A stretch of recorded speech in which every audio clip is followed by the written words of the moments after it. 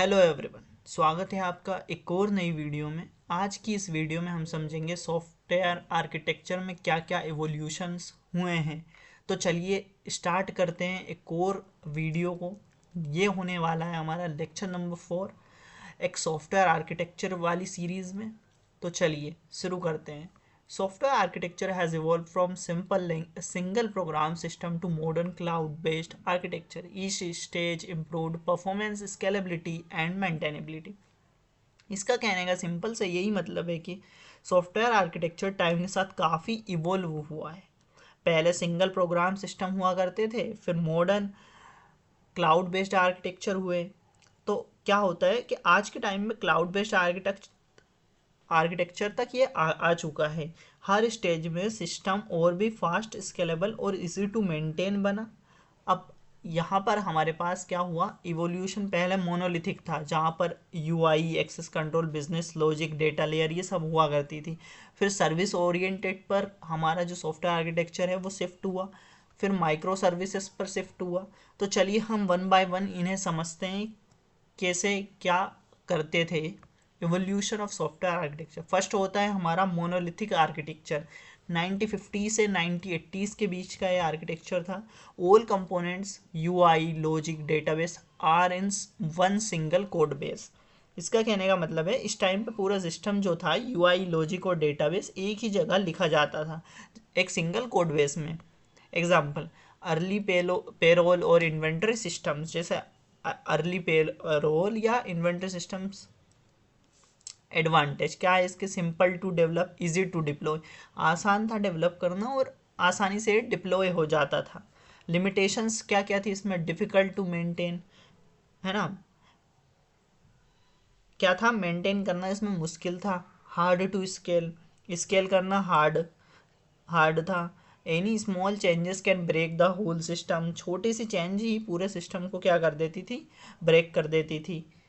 अब सेकंड होता है हमारा लेयर्ड आर्किटेक्चर, जो 1990s में आया था। Application is divided into layers each with a specific role. अब इस एप्लीकेशन को लेयर्स में डिवाइड किया गया, हर लेयर का अपना एक रोल होता था लेयर्ड आर्किटेक्चर में। जैसे प्रेजेंटेशन लेयर थी, बिजनेस लेयर थी, डेटा लेयर थी, है ना। तो क्या क्या एडवांटेज इसके, easier to maintain, code reuse between layers, है ना। लिमिटेशंस क्या क्या थी, tight coupling between layers, slower for large system, slow था लार्ज सिस्टम्स के लिए। फिर आता है हमारा client server architecture.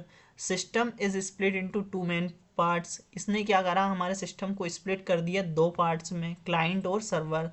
Client send request, request को सेंड कर सकता था। Server process request and store data. क्या क्या एडवांटेज है इसके, better data sharing, data sharing इसमें बेटर हो पाई थी। सेंट्रलाइज्ड कंट्रोल था इसका। अब लिमिटेशंस क्या क्या थी, server overload at possible, server पर ओवरलोड होना ये पॉसिबल था इसमें। Hard to scale beyond limits, है ना, स्केल करना है हार्ड था। फिर फोर्थ आया हमारा service oriented architecture, SOA। System is built from independent services that communicates over a network, often using XML और SOAP। तो ये सिस्टम में अलग अलग इंडिपेंडेंट सर्विसेज बनती थी जो नेटवर्क के थ्रू कम्युनिकेट करती थी, जैसे XML हुआ, SOAP हुआ। ओके, सो क्या क्या एडवांटेज है इसके, service reuse, easier integrations. Limitations क्या क्या लिमिटेशंस आई इसमें, कॉम्प्लेक्स मैनेजमेंट और स्लोवर कम्युनिकेशन, कम्युनिकेशन का स्लोवर होना। तो फिफ्थ होता है हमारा माइक्रो सर्विसेज आर्किटेक्चर, जो कि अभी हमारे पास चल रहा है। Application is divided into टिनी independent services.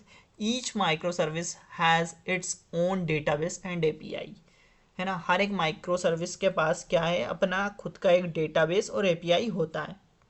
Advantage क्या है, high scalable, independent deployment, fault isolation, एक ही सर्विस फेल हो जाए तो पूरा सिस्टम बंद नहीं होता, है ना।